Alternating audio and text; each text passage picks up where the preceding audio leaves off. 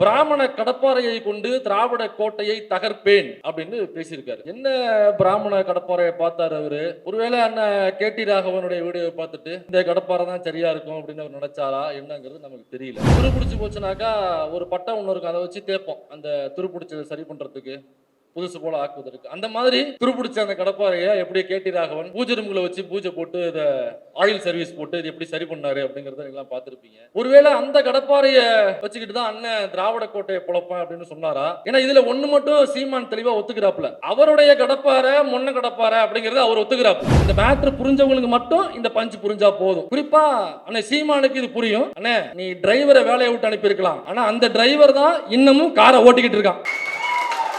வேலைக்கு செல்லும் பெண்கள் விபச்சாரிகள் என்று சொன்னது இந்த பிராமண கடப்பாறை. சீமானுடைய மனைவி வேலைக்கு போறாங்கன்னு நினைக்கிறேன் இல்லைங்களா? வக்கீல் அவங்களும் வேலைக்கு போகல, தகவலா சொல்றேன், நீங்க எதுவும் கனெக்ட் பண்ணி குடும்பமே வேலைக்கு போகாது சொல்றேன்.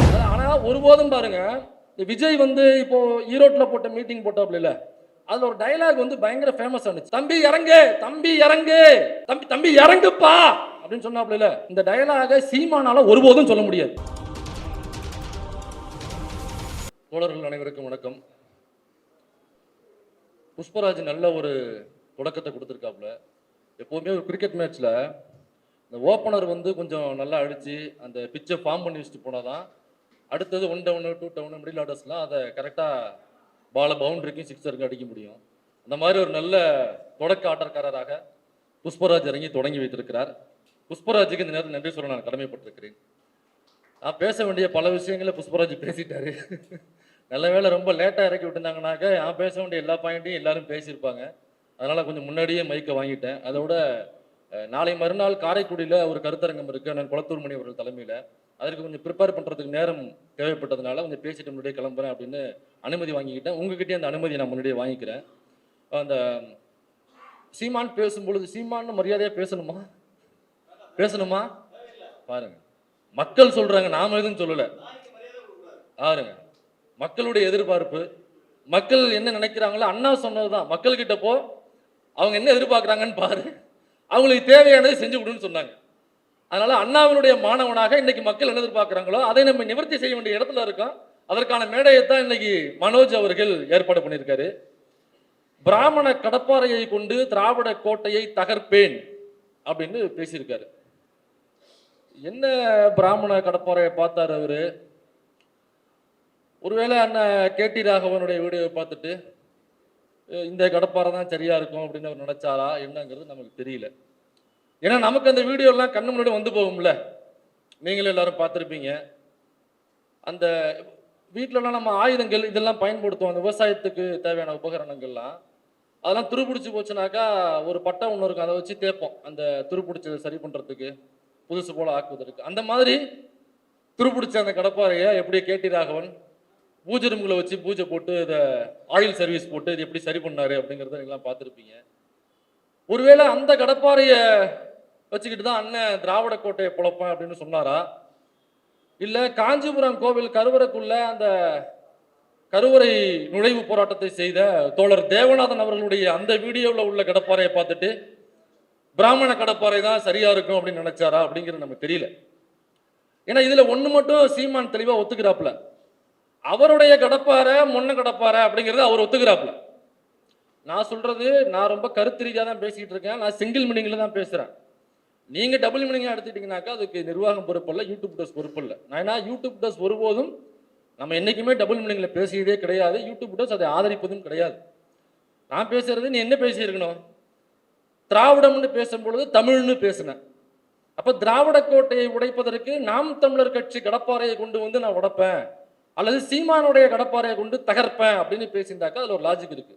இப்போ பிராமண கடப்பாறையை கொண்டு வந்தா திராவிட கோட்டையை உடைப்பேன் அப்படின்னாக்கா, அப்போ உங்ககிட்ட உள்ள கடப்பாறை மொன்ன கடப்பாறை, அது துருப்பிடிச்ச கடப்பாறை, அது எந்த வேலைக்கும் உதவாத கடப்பாறை, அது சோழி முடிஞ்சு போன கடப்பாறை, அது ஒரு டம்மி துப்பாக்கி, அது ஒரு அட்டைக்கத்தி, அது ஒரு பேப்பர் ரெவடி, அது ஒரு காகிதம் பொறுக்கி அப்படிங்கிறது அவர் தான் ஒத்துக்கிட்டாப்ல. நாம எதுவும் சொல்லல, அவரே அதுல லிட்டரலா ஒத்துக்கிட்டாப்ல. இந்த நாம் தமிழர் கட்சிங்கிற கட்சி திராவிடத்துக்கு எதிராக நாங்க ஆரம்பிச்சோம், ஆனா இந்த கடப்பாறை மொன்ன கடப்பாறையாக ஆகிவிட்டது அப்படிங்கிறது அவர் ஒத்துக்கிட்டு இருக்காப்ல. இப்ப இதெல்லாம் பேசும்போது உங்களுக்கு தோணும், ஏன் இப்படி எல்லாம் பேசணும் மேடைகள்ல அப்படின்னு சில பேர் தோழர்களுக்கு தோணலாம். சில ஸ்கேலை கொண்டு வந்து நம்ம கிட்ட நீட்டலாம். வேற என்ன பேசுறது? பிராமண கடப்பாறை வேற என்ன செஞ்சிருக்கு? பிராமண கடப்பாறை கருவறைக்குள்ள கசமுசா பண்ணியிருக்கு, பூஜரமுக்குள்ள புஜிக் புஜிக் பண்ணியிருக்கு. பூஜை போன கோவிலுக்கு அர்ச்சனை செய்ய போன பெண்களை அவங்களுக்கு தீர்த்தத்துல மயக்க மருந்து கொடுத்து, இந்த இங்க சென்னையில ஒரு பாப்பான், புகழ்பெற்ற ஒரு கோவில் ஒன்று இருக்கு பாரிஸ்ல. அங்க அந்த பெண்ணை அவங்க ஒரு டிவியில தொகுப்பாளின்னு நினைக்கிறேன், விஜயவா இருக்காங்க. அந்த பெண்ணை அந்த பிராமண கடப்பாறை என்ன பண்ணுச்சு, பலமுறை இதே மாதிரி தீர்த்தத்துல மயக்க மருந்து கொடுத்து அந்த கடப்பாறை என்ன பண்ணுச்சு. அப்ப இந்த பிராமண கடப்பாறை காலங்காலமா இதுதானே செஞ்சுக்கிட்டு இருக்கு. வேற ஏதாவது பிராமண கடப்பாறை செஞ்சிருந்ததுனாக்கா நம்ம அதை பத்தி பேசலாம். அப்ப அந்த பிராமண கடப்பாறை என்ன செஞ்சிருக்கோ அதை பத்தி நம்ம பேச முடியும். அப்ப அந்த கடப்பாறை என்ன செஞ்சிருந்து பேச போனாக்கா நீங்க ஏன் இப்படி ஆபாசமாக பேசுறீங்கன்னு கேட்குறீங்க. நம்ம இந்த வேதம் இதிகாசம் புராண குப்பைகள்ல என்ன இருந்து பேசணும்னாக்கா ஏன் ஆபாசமா பேசுறீங்க? ஏப்பா வேதம் புராண இதிகாசம் ஆபாசமா தான்ப்பா இருக்கு, அதை நான் எடுத்து சொல்றேன்னு பெரியார் சொன்னார். அதே மாதிரி பிராமண கடப்பாறை பூஜை ரூமுக்குள்ள என்ன பண்ணுச்சு, கருவறைக்குள்ள என்ன பண்ணுச்சு, பூஜை செய்ய வந்த அர்ச்சனை செய்ய வந்த பெண்களை அந்த பிராமண கடப்பாறை என்ன பண்ணுச்சுன்னு தான் நம்ம பேச வந்திருக்கோம். இதே பிராமண கடப்பாறை வேற என்னென்ன பண்ணிருக்கு?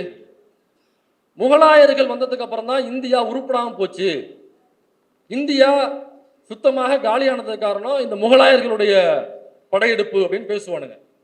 இப்படி பேசுகிற இந்த பிராமண கடப்பாறைகள் தான் முகலாயர்கள் ஆட்சியில முகலாயர்களிடம் வாங்கி குடிச்சிட்டு அந்த முகலாயர் ஆட்சியில முக்கியமான அமைச்சர் பதவியை அனுபவிச்சது அதே பிராமண கடப்பாறைகள். அந்த முகலாயர் ஆட்சியில முக்கியமான அமைச்சர் பதவியை அனுபவிச்சது ஏன் பாட்டனோ உங்க பாட்டனோ இந்த உட்கார்ந்துருக்கவங்க பாட்டனோ யாரும் கிடையாது. அவன் சொல்ற அந்த முகலாயர் ஆட்சியில முக்கியமான அமைச்சர் பதவி வகிச்சது அந்த முகலாயர்கள்ட்ட முட்டி போட்டு வாங்கி குடிச்சிட்டு அந்த பிராமண கடப்பாறைகள் தான் அந்த பதவி சுகத்தை அனுபவிச்சிச்சு.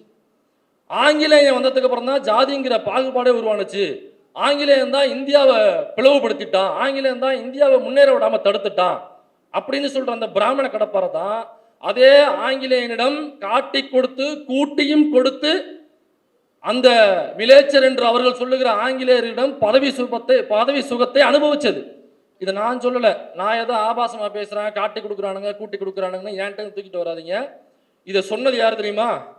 இதை சொன்னது பாரதியினுடைய மன்னிக்கணும், சீமானுடைய பாட்டன் பாரதி சொல்லியிருக்கான். சீமானுடைய பாட்டன் பாரதி வாஞ்சியோடு தொடர்பு கொண்டிருந்த ஆரியர்களுக்கு ஓர் ஆப்த வாக்கியம் அப்படிங்கிற புத்தகத்துல பாரதி சொல்றான், அவர் நண்பர்கிட்ட சொல்றாப்ல, இந்த மிலேச்சர்களிடம் நம்மவர்கள் பார்ப்பனர் சமூகத்தை சார்ந்தவர்கள் தங்கள் வீட்டில் உள்ள பெண்டாட்டிகளையும் சகோதரிகளையும் கூட்டி கொடுத்து அவர்களிடம் பதவி சுகத்தை அனுபவிக்கிறார்கள் அப்படின்னு அவருடைய பாட்டன் பாரதி சொல்லியிருக்காப்ல. இப்ப பிராமண கடப்பாறை என்ன பண்ணிருக்கு, அதுதான் நம்ம பேச முடியும்.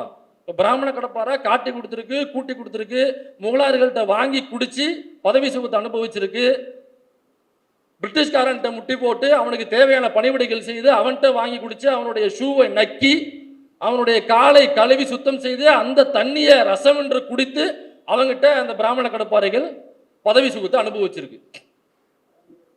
இந்த பிராமண கடப்பாறை வேற என்னென்ன பண்ணிருக்கு? பிராமண கடப்பாறைன்னு சொல்றாங்க. சரி, பெண்கள் விஷயத்துல இந்த பிராமண கடப்பாறை அப்படி என்ன பண்ணிருக்கு?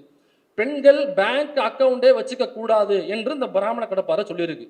அதே பிராமணர் சமூகத்தில் பிறந்த, ஏன்னா நம்ம பார்ப்பனர் தான் சொல்லுவோம், இவன் பிராமண கடப்பாருன்னு சொன்னதுனால புரியணுங்கிறதுக்காக நம்ம அந்த வார்த்தையை பயன்படுத்துறோம்.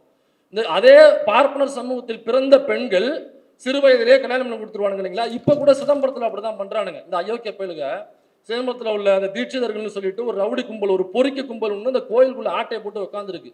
அது என்ன பண்றாங்க, இப்பவுமே 12 வயசு 13 வயசு பெண் குழந்தைகளுக்கு திருமணம் பண்ணி வச்சிருவானுங்க அந்த தீட்சிதர்கள், அந்த பாப்பாங் கும்பல். அதை வழக்கா மாறி ஆடியோ வீடியோலாம் வெளில வந்ததுக்கு அப்புறம், போட்டோஸ்லாம் வெளில வந்ததுக்கு அப்புறம் வழக்கு போடுது இந்த அரசு. அங்க முன்னாடி போய் நின்று இந்த கௌசிக் வந்தா என்ன பண்ணுவேன் அப்படின்னு முன்னாடி போய் நின்று அந்த தீட்சிதர் கடப்பாறைகளுக்கு பாதுகாப்பு கொடுத்தது எந்த கடப்பாறை தெரியுமா? இந்த நம்ம கிண்டியில் இருக்கிற ஒரு சண்டி குதிரை ஒன்று இருக்குல்ல, அந்த பிராமண கடப்பாறை தான் அந்த பிராமண கடப்பாறைகளுக்கு போய் பாதுகாப்பு கொடுத்துச்சு. நானே சிறு வயதில் தான் கல்யாணம் பண்ணேன், எனக்கே 13 வயசு கல்யாணம் ஆயிருச்சு, நீ ஏன்னாக்கா நீ என்ன பெரிய புடுங்கிய, நீ சட்டத்தின் முன்னாடி எல்லா கடப்பாறையும் ஒண்ணுதான். இதுல பிராமண கடப்பாறை, சத்திரிய கடப்பாறை, வைசிய கடப்பாறைலாம் ஒண்ணும் கிடையாது. சட்டத்தின் முன்னாடி எல்லா கடப்பாறையும் ஒண்ணுதான். இதுல நானே நீ என்ன பெரிய மண்ணான்னு மயிரான்னு கேட்கிறேன் நான். யாரையும் நம்ம குறிப்பிட்டு கேட்கல. இப்படி யாரெல்லாம் இந்த பெண் குழந்தை திருமணத்துக்கு ஆதரவு தெரிவிக்கிறாங்களோ அவங்களை கேட்கிறேன். அப்ப பிராமண கடப்பாறை செய்தது பெண்களை சிறு வயதில் திருமணம் செய்து கொடுப்பது. சிறு வயதிலேயே ஒருவேளை விதவை ஆயிட்டாங்க 8-9 வயசுல அப்படின்னாக்கா திரும்ப மறுமணம் செய்து வைக்க மாட்டாங்க. அப்படியே அவங்களுக்கு வெள்ளை புடவை அல்லது காவி கலர்ல புடவை சுத்தி விட்டு மொட்டை அடிச்சுட்டு வீட்டு முறையில் உட்கார வைத்ததுதான் இந்த பிராமண கடப்பாறை. வேலைக்கு செல்லும் பெண்கள் விபச்சாரிகள் என்று சொன்னது இந்த பிராமண கடப்பாறை. சீமானுடைய மனைவி வேலைக்கு போறாங்கன்னு நினைக்கிறேன் இல்லைங்களா? வக்கீல் அவங்களும் வேலைக்கு போகல. தகவலா சொல்றேன், நீங்க எதுவும் கனெக்ட் பண்ணி குடும்பமே வேலைக்கு போகாது அப்படின்னு சொல்றாரு. இப்ப தமிழ்நாட்டில் உள்ள பெரும்பான்மையான பெண்கள் எல்லாருமே வேலைக்கு போக ஆரம்பிச்சிட்டாங்க. முன்னாடி வீட்டுக்குள்ளே இருந்த காலம் போய் இன்னைக்கு படிச்சு வெளியில போய் பெரும்பான்மையாக எல்லா பெண்களுமே வேலைக்கு போறாங்க. ஆனா இன்னமும் இந்த பிராமண கடப்பாறை காஞ்சிபுரத்துல உள்ள சங்கர மடத்துல உள்ள சங்கராச்சாரியார்னு ஒருத்தர் குத்த வச்சு உட்காந்துருப்பாருல்ல, அந்த சங்கராச்சாரியார் அவருடைய புத்தகத்தில் எழுதியிருக்காப்புல, அவங்களுடைய பைபிள் அதுதான், அவங்களுடைய குரான் அதுதான், அவங்களுடைய வேத புத்தகம் அதுதான். அதுல அந்த சங்கராச்சாரியர் என்கிற அயோக்கியம் எழுதி வச்சிருக்கான், இன்னமும் இருக்கு, அவங்களுடைய வெப்சைட்லயே இருக்கு. வேலைக்கு செல்லும் பெண்கள் விபச்சாரிகள் என்று சொன்னது இந்த பிராமண கடப்பாறை. நாம் தமிழர் கட்சியில நிறைய பெண்கள் வேலைக்கு போவாங்கல்ல, அப்ப இந்த பிராமண கடப்பாறைன்னு சொன்னதை ஏத்துக்கிட்டாங்கன்னாக்கா அந்த ஸ்டேட்மெண்ட் அவங்க ஏத்துக்கிட்டாங்கன்னு அர்த்தம். பிராமண கடப்பாறை செஞ்சது இதுதான். இடையில ஒரு பஞ்சு டைலாக் ஒன்று அடிக்கிறானுங்க போறவர, இது பெரியார் மண்ணு இல்ல, இது பெரியாரே மண்ணு தான் அப்படின்னு ஒரு பஞ்சு டைலாக் எங்க இருந்து பிடிச்சிட்டாங்க. இது எல்லா மேடைகளையும் சொல்லி பெரியார் மண்ணு இல்லை, இது பெரியாரே மண்ணு தான், ஏதோ பெரிய புடிங்க மாதிரி இந்த டைலாக் கூட்டு விட்டாங்க. சரி, பெரியார் மண்ணு இல்லை, இது பெரியாரே மண்ணு தானா? ஆமா, பெரியாரே மண்ணு தான், அது எங்களுக்கு மாற்று கருத்து இல்லை, பெரியாரே மண்ணு தான். நீங்க உங்களுக்கு சந்தேகம் இருந்துச்சுனாக்கா சீமானுக்கோ நாம் தமிழர் கட்சிக்கோ ஆர்எஸ்எஸ் காரனுக்கோ எந்த சந்தேகமும் வேண்டாம். ஒருவேளை உங்களுக்கு சந்தேகம் இருந்ததுன்னா உங்களுடைய அந்த பெரிய நீண்ட கடப்பாறை இருக்குல்ல, ராஜாஜி என்கிற நீண்ட கடப்பாறை, அந்த ராஜாஜியை போட்டு புதைச்ச மண்ணு இருக்குல்ல, அந்த மண்ணு தான் பெரியார் மண்ணு. உங்களுடைய சோ என்கிற ஒருத்தர், இந்த துக்ளக்குடைய முன்னாள் ஓனர் ஒருத்தர் இருந்தார்ல, சோ, ஆரியத்துக்கு ஆர்எஸ்எஸ்க்கு அதிமுகவினுடைய ஐடியா குருவாக இருந்தார்ல, ஐடியா மணியாக, அவரை தூக்கி போட்டு புதைச்சது பெரியார் மண்ணு தான். இங்க எவெல்லாம் சனாதனத்தையும் மனுதர்மத்தையும் வர்ணாசிரமத்தையும் பார்ப்பனியத்தையும் தூக்கி கொண்டு வந்தானோ அவன் எல்லாரையும் போட்டு புதைச்சது பெரியார் மண்ணு தான். அந்த வகையில பெரியார் மண்ணு தான். இதுல உனக்கு ஏதாவது சந்தேகம் இருக்குனாக்கா ராஜாஜியை புதைச்ச இடத்துல போய் புக்லிங் போட்டு நோண்டி அவனோட எலும்பு கூடோ அல்லது சாம்பலோ இருந்துச்சுனாக்கா அவனை தட்டி கேளு, பெரியார் மண்ணா அல்லது பெரியாரே மண்ணாங்கிறத அவன் ராஜாஜி சொல்லுவான். உன்னுடைய பாட்டம் பாரதியை புதைச்சது இதே பெரியார் மண்ணில் தான். இப்ப பெரியார் மண்ணு இல்லை, பெரியாரே மண்ணு, அவன் பெரியாரே மண்ணு தான். இந்த பெரியார் மண்ணில் தான் ஒன்னையும் போட்டு புதைக்க போறோம். இப்படி பெரியார் மண்ணு இல்லை, பெரியாரே மண்ணு தான்ட்டு எவன்லாம் வந்தானோ எல்லாரையும் போட்டு புதைச்சா அவங்களுக்கு இரங்கல் கடிதம் எழுதியது இந்த பெரியார் மண்ணு தான். பிராமண கடப்பாறை, திராவிட கோட்டை, இந்த திராவிட கோட்டை தான், இந்த திராவிட சித்தாந்தம் தான் ஒரு காலத்துல இந்த திராவிட கடப்பாறைகளையே காப்பாற்றியது. எப்படின்னா, நம்ம காந்தி இறந்து போனாரு, காந்தி இறந்த பொழுது காந்தியை கொன்றது ஒரு இஸ்லாமியர் அப்படின்னு சொல்லிட்டு ஒரு வதந்தியை பரப்புனாங்க. அந்த வதந்தியும் உடனடியாக முறிக்கப்பட்டு காந்தியை கொன்னது கோட்சே என்கிற ஆர்எஸ்எஸ் சார்ந்த ஒரு ஊதாரி பாப்பான் என்று எழுதினாங்க. அன்னைக்கு அண்ணா எழுதினாரு, பெரியார் எழுதினாங்க. அதுக்கப்புறம் தான் மக்களுக்கு தெரிய வந்தது காந்தியை கொன்னது கோட்சே என்கிற ஒரு ஆர்எஸ்எஸ் அமைப்பை சார்ந்த ஒரு பாப்பான் என்பது தெரிய வந்தது. அன்னைக்கு காங்கிரஸ் ஒரு பேர் இயக்கம், அவங்க உடனடியாக ஒரு பார்ப்பனர் தான் கொண்டானான்னு சொல்லிட்டு அவங்கள கொஞ்சம் பேர் வந்து பார்ப்பனர் யாரு, பார்ப்பனர் அல்லாதவர் யாருன்னு தெரியும் இல்லைங்களா, அவங்க எல்லாரும் அக்ரகாரத்தை கொளுத்தியே தீருவேன், அக்ரகாரத்தை சுத்தமா அழிச்சே தீருவேன்னு சொல்லிட்டு கிளம்பிட்டாங்க. திராவிட கழகத்துக்கு சொல்லவே தேவையில்லை. அது வந்து ஒரு காஞ்ச சருகு மாதிரி தான் பார்ப்பனர்களுக்கு எதிரான மனநிலை. அப்ப இப்படி ஒரு சம்பவம், இப்படி ஒரு வாய்ப்பு கிடைக்கும் பொழுது திராவிடர் கழகமோ காங்கிரஸோ பயன்படுத்தி இருந்தா என்னவா இருக்கும்? அப்ப இதை பயன்படுத்த விடாமல் அன்றைக்கு வானொலியில் பேசி அந்த பிராமண கடப்பாறைகளை, அந்த அக்ரகார கடப்பாறைகளை காப்பாற்றியது இந்த பெரியார் மண்ணு தான். நீ சொன்னில பெரியாரே மண்ணுன்னு, அந்த பெரியாரே மண்ணு தான் நீ சொல்ற பிராமண கடப்பாறைகளை அன்னைக்கு காப்பாற்றியது. அன்னைக்கு தலைவன் மட்டும் நினைச்சிருந்து ஒரே ஒரு ஸ்டேட்மெண்ட் கொடுத்திருந்தான்னாக்கா, குலக்கல்வி கொண்டு வரும் பொழுது எப்படி ஒரு பெரிய கூட்டத்தை கூட்டி எல்லாரும் கையில ஒரு கையில மண்ணெண்ணையும் ஒரு கையில தீப்பெட்டியும் வச்சுக்கங்க, நான் எப்போ ஊன்னு சொல்றேனோ அடுத்த நிமிஷம் அக்ரகாரம் கொழுந்து விட்டு எரியணும் அப்படின்னு ஒரு ஸ்பீச்சை கொடுத்தாருல, ஒரு உத்தரவுக்காக காத்திருங்கள்னு சொன்னார்ல. சொன்னவருக்கு அதற்கான வாய்ப்பு கிடைக்கும் பொழுது ஏன் அதை பயன்படுத்தாம இருந்தாரு? சொன்னார் தனி மனித தாக்குதல் கூடாதுன்னு சொன்னார். தனி மனித தாக்குதல் இன்றைக்குமே சரியில்லை. ஒரு பாப்பா பண்ணிட்டாங்கிறதுக்காக ஒட்டுமொத்த பார்ப்பனர்களையும் உதைப்பது, கொல்லுவது அல்லது சித்திரவதைக்கு உள்ளாக்குவது என்பது தவறு என்று சொல்லி, நீ சொல்ற அந்த துருபிடிச்ச மொன்னையான இத்து போன அந்த பிராமண கடப்பாறைகளை காப்பாற்றியது தந்தை பெரியார் அவர்கள். பாப்பாத்திகளுக்கான உரிமைகளை கோரியது தந்தை பெரியார். பெண்களுக்கு சொத்தில் சம உரிமை வேண்டும் என்று சொல்லும் பொழுது பார்ப்பனர் அல்லாத பெண்களுக்கு மட்டும் சொத்தில் சம உரிமை வேணும்னு பெரியார் கேட்கல. பெரியார் கேட்டது அனைத்து பெண்களுக்கும் சொத்தில் சம உரிமை என்பதை பெரியார் கோரினார். அன்னைக்கு எதிர்த்தது யாரு தெரியுமா? இதே பிராமண கடப்பாறைகள் அன்னைக்கு எதிர்த்துச்சு. ஆனா அன்னைக்கு பிராமண சமூகத்தில் பிறந்த பெண்களுக்கும் உரிமை கோரியது இதே தந்தை பெரியார் அவர்கள்.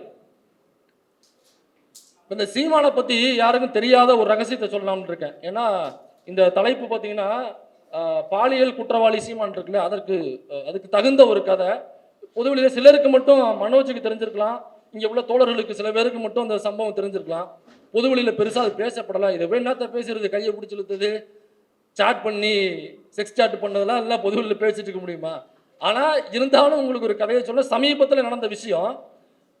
நாம் தமிழர் கட்சியில் உள்ள ஒரு பொறுப்பாளர், அவர் எனக்கு பழக்கம், பேர் வேண்டாம், அவர் தான் இந்த பஞ்சாயத்து அட்டன் பண்ணது, அவர் தான் அந்த தகவலை எனக்கு கொடுத்தது. சமீபத்தில் என்ன நடந்திருக்குனாக்கா, ஒரு நாள் சீமானுடைய வீடு வெளியில் பார்த்தீங்கன்னாக்கா சீமானுடைய அந்த அடித்தொண்டையிலேருந்து கத்துவாப்புல இல்லை, அந்த மாதிரி அடித்தொண்டையிலேருந்து சீமான் கத்துற சவுண்டு அந்த தெரு முழுக்க கேட்குது. ஏன்னா வேற யாரும் புந்து அடிச்சிட்டாங்களா, அல்லது பெரியார் அமைப்புகள் உள்ள புந்து தாக்குதல் பண்ணிட்டாங்களா, என்ன ஏதுன்னு ஒரே பதட்டமாக இருக்குது. இந்த பதட்டமான சூழலில் ஒரு ஃபோன் கால் போது, நைட்டு 2:30 மணி ஃபோன் கால். முக்கியமான 2 பொறுப்பாளர்களுக்கு மட்டும்தான் அந்த ஃபோன் கால் போகுது. ஃபோன் காலில் எடுத்து அந்த பக்கம் யார் பேசுகிறாங்கனாக்கா, வீர தெலுங்கச்சி கயல்விழி அவர்கள் பேசுகிறார். நமஸ்காரம் அண்டி, பாவனாரா அப்படின்னு கேட்டுட்டு உடனடியாக வீட்டுக்கு கிளம்பிவாங்க அப்படின்னு ஒரு தகவல் மட்டும் ஃபோனில் கட் பண்ணிட்டாங்க. சரி, ஏதோ பிரச்சனை போல் இருக்குது, என்னதுன்னு தெரியலன்னு சொல்லிட்டு அந்த 2 பொறுப்பாளர்களும் அந்த நேரத்தில் கிளம்பி வீட்டுக்கு போகிறாங்க. வீட்டுக்கு போனாக்கா கதவை திறக்கிறாங்க. கதை திறந்து பாவனாரா அப்படின்னு சொல்லிட்டு உள்ள வரவேற்கிறாங்க. வீர தெலுங்கச்சி கயல்விழி அவர்கள் வரவேற்கிறார். உள்ள வரவேற்று என்ன நீ என்ன ஆச்சு, எதுக்கு இத்தனை மணிக்கு ஃபோன் பண்ணீங்க, எதுவும் பிரச்சனையா அப்படின்னு சொல்லி கேட்குறேன். இல்லை போலீஸ் எதுவும் அரெஸ்ட் பண்ண வந்துருச்சா, எதுக்காக ஃபோன் பண்ணீங்கன்னாக்கா, இல்லை நீங்கள் முதல்ல மேலே போங்க, அவருடைய ரூமுக்கு போங்க அப்படின்னு சொல்கிறாங்க. இவங்க 2 பேரும் சைலண்டாக மாடி மேலே ஏறி அவருடைய ரூமுக்கு போகிறாங்க. இல்லை அந்த அறைக்கு போகிறாங்க. அந்த அறைக்கு போனோடனே அண்ணன் எப்படி உட்காந்துருக்காருன்னா, இந்த வடிவேல் காமெடியில் கோவை சல்லா போட்டு மிதின்னு மிதிச்சிருக்கும் பார்த்துறீங்களா, வெளியில் சகல சத்தம் மட்டும் வரும், சத்தத்தை கண்டு ஏமாந்து போய் கதவை திறந்துடாத அப்படின்னு சொன்னோடனே கதவை திறந்து பார்த்தோடனே தலையில் ஈக்குமாறு சீவு, தலைவாணியில் உள்ள பஞ்செலாம் இருக்கும்ல, சீரியஸான காமெடிக்காக சொல்ல, இது அப்படியே நடந்த சம்பவம். இது இல்லைன்னாக்கா மறுக்க சொல்லுங்க, ஆதாரம் இருக்கு நம்மகிட்ட, வேணா வெளியிடலாம், அதுக்கப்புறம் வெளியிடலாம், எலெக்ஷன் கிட்ட வெளியிடலான்னு வச்சிருக்கோம். அந்த ஆடியோலாம் தேவைப்பட்ட இப்போ கூட நம்ம வெளியிட்டுருவோம். அதோட உட்காந்துருக்கு. அவளை கிட்டத்தட்ட ஒரு திரைப்படத்தில் வர ஒரு கதாநாயகி, அங்கே உள்ள வில்லனால் சீமானால் பாலியல் தொந்தரவுக்கு ஆளாக்கப்பட்ட ஒரு பெண் எப்படி மூலையில் உட்காந்துருப்பாங்களோ, திரைப்படத்தில் ஒரு கதாநாயகி உட்காந்துருப்பாங்களோ ஒரு ரேப் சீனுக்கு அப்புறம் ஹீரோ காப்பாற்ற போவார், போனவனே அங்கே என்ன துணி கிடக்கோ அதை எடுத்து போத்தி விடுவாங்கல்ல, அந்த மாதிரி கிட்டத்தட்ட சட்டை இல்லாமல் மூளையில இப்படி உட்காந்துருக்காப்புல, தலையில ஈக்குமாறு சீவும் அந்த பஞ்சும் இருக்கு, இப்படியே உட்காந்துருக்காப்புல. போன உடனே இவர் யாரு, நம்ம மண்டியிடாத மானம் வீழ்ந்து விடாத வீரம், நல்லா நம்ம சங்கராச்சாரம் குத்த வச்சு இப்படி உட்காந்துருக்காப்புல. அது விளக்கமாத்த சீவு என்னன்னாக்கா, வீட்டில் எப்போவுமே 2 விளக்கமாறு வச்சுருப்பாங்க. இங்கே எப்படின்னு தெரியல, ஊரில் 2 விளக்கமாறு இருக்கும். ஒன்று தோவை உள்ள விளக்கமாறு, இன்னொரு கட்ட விளக்கமாறு. கட்ட விளக்கமாறுங்கிறது வாங்க மாட்டாங்க. தோவை விளக்கமாறு வீடு கூட்டி இந்த தோகை போயிருச்சுனாக்கா அதை கட்ட விளக்கமாறாக பயன்படுத்துவாங்க. கட் பண்ணி நல்ல ஸ்ட்ராங்காக இருக்கிற போதை மட்டும் பயன்படுத்துவாங்க. அது எதுக்கு பயன்படுத்துவாங்கன்னா, மாட்டு தொழுவோம், ஆட்டு தொழுவோம், அப்புறம் கோழி குடாப்பு இதெல்லாம் கூட்டி விடுறதுக்காக பயன்படுத்தப்படுறது தான் அந்த கட்ட விளக்கமாறு. இவருடைய தலையில இருந்தது அந்த கட்ட விளக்கமாருடைய சீவுகள் தான் அந்த தலையில இருந்தது. இது ரொம்ப டீட்டெயிலாக நீங்கள் கவனிக்கணும், அதுக்காக தான் சொல்கிறேன். அப்புறம் பேசும்பொழுது அண்ணனுக்கு ஏதோ பேச்சு தொந்தரவு இருந்திருக்கு. என்னென்னு பார்த்தோம்னாக்கா, மூக்குக்கு கீழே 2 விளக்கமாறு சீவு சொல்லியிருக்கு. அவங்க என்ன நினைச்சிட்டாங்க, நம்ம அண்ணன் கட்ட மீசை வச்சிருப்பாரா, சரி மீசை போடுறோன்னு சொல்லி விட்டாங்க. அது பார்த்தோம்னாக்கா மூக்குக்குள்ளே 2 சீக்குமாறு சிவு சொல்லிட்டு இருந்திருக்கு. அவரை எடுத்து போட்டு என்னென்னு கேட்டோம்னாங்க, அதுக்கப்புறம் தான் அண்ணி விளக்கியிருக்காங்க, இந்த பரதேசி நாயி இப்போதானே ஒரு நடிகை கிட்ட போய் இவ்வளோ பிரச்சனையாகி, இவ்வளவு சிக்கலாகி, இவ்வளவு செட்டில்மெண்ட் ஆகி, இவ்வளவு மானபங்கப்பட்டு, இவன் மட்டும் இல்லாமல் என்னையும் கொண்டு போய் ஸ்டேஷன் நிற்க வச்சு, அதுலேயே கொல்லப்புறத்தில் இவ்வளோ பொண்கள் இருக்கும்போது ஏன்டா அந்த பொண்ணுகிட்ட போனோன்னு சொல்லி நான் ஏதோ சொன்னது மாதிரி அங்கே என்னுடைய மானத்தையும் இவன் பங்கம் பண்ணிட்டு வந்தானே, இதுக்கப்புறமாவது இவன் திருந்துறானா? எங்கே போனாலும் முறுக்கி தோளில் போட்டு போகிறதே வேலையாக இருக்குது. எத்தனை பஞ்சாயத்தான் தீர்த்து வைக்கிறது? நீங்க கூட இருக்கீங்க, நான் செவ்வாழை நீங்களாம் சொல்ல மாட்டீங்களான்னு சொல்லிட்டு கேட்டிருக்காங்க. அப்புறம் இல்லையா அண்ணன் மாட்டாம தானே அந்த வேலையை செய்வாப்புல, என்ன ஆச்சு ஏதாச்சுன்னு கேட்கும்போது தான் அண்ணனுடைய ஃபோன் எடுத்து அண்ணி காமிக்கிறாங்க. அந்த ஃபோனில் எனக்கு சீமானுக்கு டைப் பண்ண தெரியாது.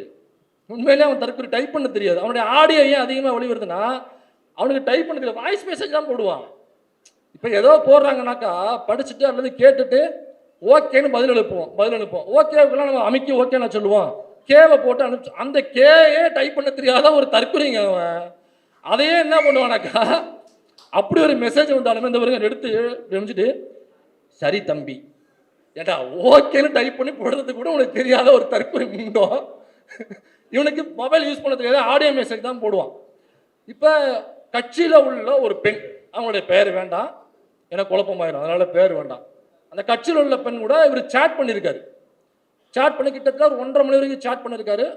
ஆப்போசிட்டில் உள்ள பெண்ணு வேற வேலையாக இருந்திருப்பாங்க போல, ரிப்ளை பண்ணல. எதுக்குமே ரிப்ளை பண்ணலன்னு எல்லாம் ஆடியோ மெசேஜ் தான், எதுக்கு ரிப்ளை பண்ணல.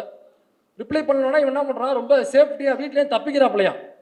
கிளியர் சாட் எவனா கற்றுக் கொடுத்துட்டான். அமைக்கு கிளியர் சாட்டு கொடுத்துட்டு பக்கத்தில் ஃபோன் வச்சுட்டு படுத்துட்டான். 1.5 மணி நல்லா புல் போதையில் எல்லாம் பண்ணிட்டு 1.5 மணிக்கு காலை நீட்டி விட்டு படுத்துட்டான். அண்ணி வேற வேலையாக இருந்திருப்பாங்க போல் இருக்கு. அவங்க முடிச்சுட்டு ஒரு 1:45 2 மணிக்கு வீட்டுக்குள்ளே வந்திருக்காங்க. அவங்க வந்து அறைக்குள்ளே உள்ளே போனவனையே மொபைலில் டிங்னு ஒரு சத்தம். தலைவன் புல் போதையை போட்டு வழக்கமாக தூங்கிட்டான். அண்ணி ஃபோன் எடுத்து பார்க்குறாங்க. இவன் டெலிட் பண்ணது இவன் பக்கத்து தான். டெலிட் ஃபார் மீன் இருக்குல்ல, அதை மட்டும் கொடுத்துருக்கான். டெலிட் ஃபார் எவரி ஒன் கொடுக்கல.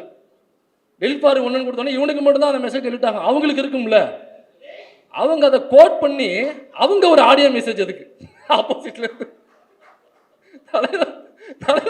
அண்ணி எடுத்து வந்து ப்ளே பண்ணாக்கா அது ஒரு பான் வெப்சைட்ல போற அளவுக்கான ஒரு ஆடியோ மெசேஜ். சரிங்களா? அந்த வாய்ஸ் மெசேஜ் அண்ணி கேட்டாங்க.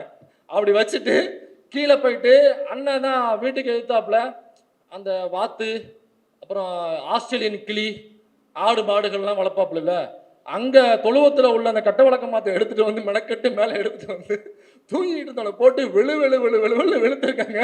வெளுத்ததுக்கு அப்புறம் தான் முட்டி போட்டு மன்னிப்பு கேட்டிருக்காங்க. காலில் விழுந்து மன்னிப்பு கேட்டிருக்காங்க. வெளில சொல்லாத, நான் இனிமேல் செய்ய மாட்டேன், இந்த ரூம்குள்ளேயே இருக்கட்டும், என் மானமே போயிடுச்சு ஏற்கனவே இந்த விஜயலட்சுமியால், தயவு செஞ்சு வெளில சொல்லி பஞ்சாயத்தை கூட்டிருக்காத, இனிமே நான் ஃபோனையே தொடமாட்டேன் அப்படின்னு இருக்கான். நீ ஃபோனையே தொடாமல் இருக்கிறது பிரச்சனை, நீ பொண்ணையே தொடாமல் இருந்தால் தான் இங்கே சொல்லணும். நான் ஃபோனையே தொட மாட்டேன், மறுபடியும் பாடுறா ஃபோனை தான் தொட மாட்டாங்கிறான். அப்போ பொண்ணை தொழுவியா நீ? மறுபடியும் இந்த விளக்க மாதிரி பிய அடிச்சிருக்காங்க. அதுக்கப்புறம் தான் ஃபோன் பண்ணி அவங்களுக்கு ஃபோன் பண்ணி அந்த 2 பொறுப்பாளர்களும் போய் அவங்க போர்வையெல்லாம் போத்தி விட்டு அவங்க தம்பி சொல்றா தம்பி இனிமேல் பண்ண மாட்டேன்னு சொல்றா. இந்த பஞ்சாயத்து சமீபத்தில் நடந்த பஞ்சாயத்து.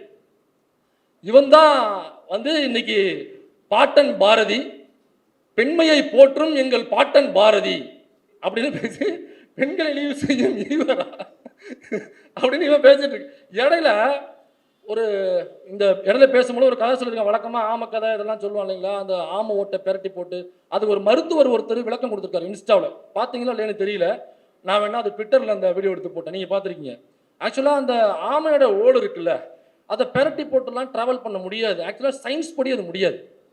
சயின்ஸ் படி முடியாதுங்கிறத அவர் விளக்கியிருக்காரு. அப்படி ஒருபோதும் பண்ணவே முடியாது, ஏன்னாக்கா அது தண்ணீர் நடத்தியோட அதிகம். அப்படியே ஒரு சயின்ஸாக அதில் அது விளக்கம் கொடுக்குறாரு. அப்படி பண்ணவே முடியாது அப்படிங்கிறத சொல்கிறாரு.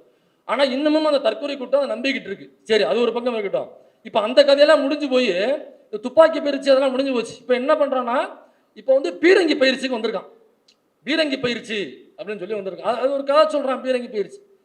இப்போ இந்த ஆக்சுவலாக அங்கே என்ன நடந்திருக்குனாக்கா, இவன் அந்த பீரங்கி பயிற்சி நடக்கும் பொழுது அதில் வந்து ஒரு குண்டை தூக்கி போட்டு அந்த இழுவை விசையை, அது விசை தமிழில் தான் நொட்டுவார். நொட்டுறது பூரா தமிழில் தான் நொட்டுவாப்புல. அதில் விசை, அந்த விசையை இழுத்து வச்சு அந்த குண்டை தூக்கி போட்டு அப்படி இழுத்தடிக்கணும், என்னால் இழுக்க முடியல அப்படின்னு சொன்னேன். ஆக்சுவலாக அன்னைக்கு என்ன நடந்திருக்குனாக்கா, அந்த பயிற்சி எடுக்கும் பொழுது ஒரு குண்டை தூக்கி போட்டு விசையை இழுத்து வச்சு அடிக்கணும்ல, அது வந்து அப்படி போட்டால் சாதா பூபதி. இவர் யார்? அண்ணன் ஆழ்தோட்ட பூபதி இல்லை. அண்ணன் ஒரு குண்டுக்கு பதிலாக கீழே இருந்த 2 குண்டை தூக்கி போட்டு உள்ளே போட்டு அவர் விசையை இழுத்து வச்சு அடிச்சிருக்காப்புல. அடிச்சாக்கா குண்டு போனது மாதிரியே தெரியல, விசை போயிருச்சு, குண்டு வெளில போனது மாதிரி தெரியல. அப்புறம் பக்கத்தில் இருந்த புலிகளை, பெண் புலியை கூப்பிட்டு சொல்லியிருக்காப்புல, தங்கச்சி இந்த மாதிரி ஒரு குண்டு போட சொன்னா நான் 2 குண்டு போட்டு அடிச்சு, ஆனால் வெளியில் போகவே இல்லையே, என்ன காரணம், ஏன் வரலன்னு கேட்டிருக்காப்புல. அப்புறம் அந்த தங்கச்சி குனிச்சு பார்த்துட்டு, அண்ணே குண்டு 2 கீழே தானே இருக்கு, நீங்கள் எந்த குண்டை போட்டீங்கன்னு தெரியல, இதில் போட வேண்டிய குண்டு 2 கீழே தானே இருக்கு. அதுதான் அதனாலதான் அது ஒரு மொன்ன கடப்பாறை. அது எனக்கு யாரும் சீமானை வந்து திட்டாதீங்க, நான் சொல்றேன், உண்மையிலேயே சீமானை திட்டாதீங்க, யாரும் கோவப்பட்டு கூட திட்டிடாதீங்க. ரொம்ப பாவமான மனுஷன். எனக்கே அவரை பார்க்கும்போது ரொம்ப பரிதாபமா வரும். ஏன்னா அவரே வந்து ஆப்ரேஷன் பண்ணதுக்கு அப்புறம் 2 வருஷம் கழிச்சு தான் குழந்தையே பிறந்துச்சு. என்ன ஆப்ரேஷனுக்கும் குழந்தை பிறக்கிறதுக்கும் என்ன சம்பந்தம்? அது அப்படின்னா என்ன ஆப்ரேஷனாக இருக்கும்? ஆப்ரேஷன் பண்ணி 2 வருஷம் கழிச்சு குழந்தை, இந்த கேள்வி ஏன்ட்டு நீங்கள் கேட்கக்கூடாது. நீ வேற எதுவும் கனெக்ட் பண்ணினாக்கா நான் பொறுப்பு கிடையாது. ஆப்ரேஷன் பண்ணி 2 வருஷம் கழிச்சு தான் அவனுக்கு குழந்தை பிறந்துச்சு. அது எப்படி என்ன அந்த அதுக்குள்ளே போகாதீங்க. அதை ஆப்ரேஷன் பண்ணாதீங்க, நீங்கள் ஆப்ரேஷன் பண்ணாதீங்க. இது தகவலாக நான் சொல்கிறேன். அந்த கட்சியிலேருந்து வெளியேறிய ஒரு தோழர் ஒருத்தர் அவர் தான் பேட்டியில் சொல்லும் பொழுது, இல்லை அது வெத்து துப்பாக்கி முன்னாடி ஆப்ரேஷன் பண்ணிட்டாச்சு. இல்லை நான் சொல்கிறது என்னன்னாக்கா, ஆப்ரேஷனாக வேற ஏதாவது ஆப்ரேஷன் பண்ணியிருக்காங்க. நீங்கள் எதுவும் திரும்ப அரிசி பருப்பு கொடுக்குற ஆப்ரேஷன் நினச்சிட்டிங்கனாக்கா அது கம்பெனி பொறுப்பாகாது. ஆனால் ஒருபோதும் பாருங்க, விஜய் வந்து இப்போ ஈரோட்டில் போட்ட மீட்டிங் போட்டாப்புல இல்லை, அதில் ஒரு டைலாக் வந்து பயங்கர ஃபேமஸ் ஆனிச்சு. தம்பி இறங்கு, தம்பி இறங்கு, தம்பி இறங்குப்பா அப்படின்னு சொன்னாப்புல இல்லை. இந்த டைலாக சீமானால ஒருபோதும் சொல்ல முடியாது. ஒருபோதும் இந்த டைலாக சீமானால் சொல்லவே முடியாது. சரி, இந்த பிராமண கடப்பாறை வேற என்ன பண்ணியிருக்கு? குஜராத்தில் கலவரம் பண்ணியிருக்கு, உத்தரப்பிரதேசத்தில் இஸ்லாமிய கிறிஸ்தவர்களுக்கு எதிராக வன்முறைகள் பண்ணியிருக்கு, ஒடிசாவில் இஸ்லாமியர்களை அடித்து கொண்டிருக்கு, குஜராத்தில் இஸ்லாமியர்களுக்கு எதிரான கலவரம் பண்ணியிருக்கு. அங்கே உள்ள ஒரு சிறுமியை கோவில் கருவறைக்குள்ள வச்சு கூட்டு பாலியல் உணர்வு செஞ்சு கொன்று பக்கத்தில் உள்ள நதியில போய் தூக்கி போட்டிருக்கு. இன்னும் என்னென்ன பண்ணிருக்கு இந்த பிராமண கடப்பாறைனாக்கா, இந்த மாதிரி நிறைய விஷயங்களை இந்த பிராமண கடப்பாறை பண்ணிருக்கு. சரி, திராவிட கோட்டை என்ன பண்ணிருக்கு? திராவிட கோட்டை என்ன செஞ்சிருக்குன்னா, பட்டியல் சமூகத்தை சார்ந்த மாணவர்கள் டிகிரி முடிச்சிட்டாங்கன்னாங்க போதும், ஏதோ ஒரு பேச்சுலர் டிகிரி முடிச்சிட்டாக்க போதும், அவங்கள எந்தவித செலவும் இல்லாமல், ஜீரோ காஸ்ட், எந்த செலவும் இல்லாமல் அந்த பெண்களே, அந்த மாணவர்களுக்கு, ஆண்களோ பெண்களோ, அந்த மாணவர்களுக்கு, SC STக்கு மட்டும்தான் அது உண்டு, அந்த மாணவர்களுக்கு ஃபாரின் போய் படிக்கிறதுக்கான முழு தொகையும் அரசே ஏற்றுக்குது. இந்த திமுக அரசு தலைமையேற்றதுக்கு அப்புறம் 174 பேரை பட்டியல் சமூகத்தை சார்ந்த மாணவர்களை ஃபாரினுக்கு அனுப்பி படிக்க வச்சிருக்கு. எந்தவித செலவும் கிடையாது. இதற்கு வந்து சட்டமன்றத்தில் குரல் கொடுத்த விடுதலை சிறுத்தைகள் கட்சியினுடைய சட்டமன்ற உறுப்பினர்களுக்கு பெரும் பங்கு உண்டு. இப்போ இந்த 174ங்கிறது என்னவாக மாறி இருக்கு? இந்த திராவிட கோட்டை என்ன பண்ணியிருக்குன்னா, இந்த 174ங்கிறத 350 மாணவர்களாக அடுத்த செஷன் அனுப்ப போறாங்க. அதற்கு ஒதுக்கப்பட்ட தொகையை டபுளா இன்க்ரீஸ் பண்ணியிருக்காங்க. அப்போ 174 பேர் ஏற்கனவே போயிருக்காங்கனாக்கா, அடுத்த செஷன் போகும்பொழுது 350லேருந்து 400 மாணவர்கள் ஃபாரின்ல போய் படிச்சு அங்கேருந்து ஸ்காலர்ஸாக வருவாங்க. நீங்கள் யோசிச்சு பாருங்க, இந்த பிராமண கடப்பாறைகள் பிராமணர் அல்லாத சமூகத்தை சார்ந்தவர்களை தெருவுக்குள்ள வரக்கூடாது, செருப்பு போடக்கூடாது, தோல்ல துண்டு போடக்கூடாது, நீ படிக்கிறதுக்கு ஸ்கூலுக்கு வரக்கூடாது, நீ ஒருவேளை படிச்சினாக்கா உனக்கு ரிசர்வேஷன் வேலை வாய்ப்புல கிடையாது, ஒருவேளை ரிசர்வேஷன் வேலை வாய்ப்பு உண்டுன்னு நீ சட்டம் போட்டாலும் அதை நான் நிறைவேற்ற மாட்டேன், 27% ஓபிசிக்கு ரிசர்வேஷன் இருந்தாலும் நான் 12% தான் IITல வச்சிருப்பேன், அதை தாண்டி உனக்கு ஒருபோதும் ரிசர்வேஷன் கொடுக்க மாட்டேன், இந்த சாதியில பிறந்தியா நீ கோயிலுக்குள்ள வரக்கூடாது, இந்த சாதியில பிறந்தியா நீ கண்ணிலேயே படக்கூடாது, தூரமா தான் நிற்கணும் என்று சொன்ன இந்த பிராமண கடப்பாறைக்கு எதிராக திராவிட கோட்டை என்ன செஞ்சுனாக்கா, ஃபாரினுக்கு அனுப்பி படிக்க வச்சு, ஃபாரின்ல உள்ள பல்கலைக்கழகங்களை படிக்க வச்சு ஸ்காலர்ஸா மாத்திருக்கு. முன்னாடி ஃபாரின் போகும்பொழுது நம்ம என்ன வேலைக்கு போவோம்? சாதாரண கட்டட வேலைக்கு, பிட்டர் வேலைக்கு, அந்த ஷிப்யார்டு வேலைக்கு தான் பெரும்பான்மையா போவோம், சிங்கப்பூருக்கும் மலேசியாவுக்கும். ஆனா இன்னைக்கு இந்த தலைமுறை, நான் சார்ந்த என்னுடைய தலைமுறை ஃபாரினுக்கு போறது, இந்த முடிச்சிருந்தோம், ஃபாரினுக்கு போகும்போது என்ன எங்க போறோம்னாக்கா, சிங்கப்பூருக்கோ மலேசியாவுக்கோ பிட்டர் வேலைக்கோ சாதாரண அடிப்படை வேலைக்கோ போகிறது இல்லை, அமெரிக்காவுக்கும் லண்டனுக்கும் ஜெர்மனுக்கும் பிரான்ஸுக்கும் ஐடி கம்பெனியில் வேலை செய்கிற முக்கியமான பொறுப்புகளுக்கு தான் இன்னைக்கு அவன் இன்டர்வியூ அட்டெண்ட் பண்ணி போயிட்டு இருக்கான். அப்போ பிராமண கடப்பாறை என்ன செஞ்சிச்சு, திராவிட கோட்டை என்ன செஞ்சிச்சு அப்படிங்கிறத நீங்கள் நல்லா புரிஞ்சுக்கணும். நமக்கெல்லாம் தெரியும்னு வச்சுங்களா, இருந்தாலும் மக்களுக்கு போய் சேரணும், இதுக்கெல்லாம் பதில் சொல்லணும். சொல்ல மாட்டான் ஒருபோதும், ஏன்னாக்கா அது ஒரு வெத்து துப்பாக்கி. நான் சொல்றது அவன்கிட்ட கருத்து இல்லைங்கிறதுனால வெத்து துப்பாக்கின்னு சொல்றேன். திரும்பவும் நீங்க வேற எதையும் கனெக்ட் பண்ணிக்க கூடாது. கடைசியா ஒரே ஒரு பஞ்சை போட்டு முடிக்கலாம்னு நினைக்கிறேன். அது எல்லாருக்கும் புரியணுங்கிற அவசியம் இல்லை, இந்த மேட்ரு புரிஞ்சவங்களுக்கு மட்டும் இந்த பஞ்சு புரிஞ்சா போதும். குறிப்பா அண்ணன் சீமானுக்கு இது புரியும், அதனால அவருக்கு மட்டும்தான் இந்த கடைசி பஞ்சு. அண்ணே, நீ டிரைவரை வேலையை விட்டு அனுப்பியிருக்கலாம், ஆனா அந்த டிரைவர் தான் இன்னமும் காரை ஓட்டிக்கிட்டு இருக்கான். நன்றி, வணக்கம்.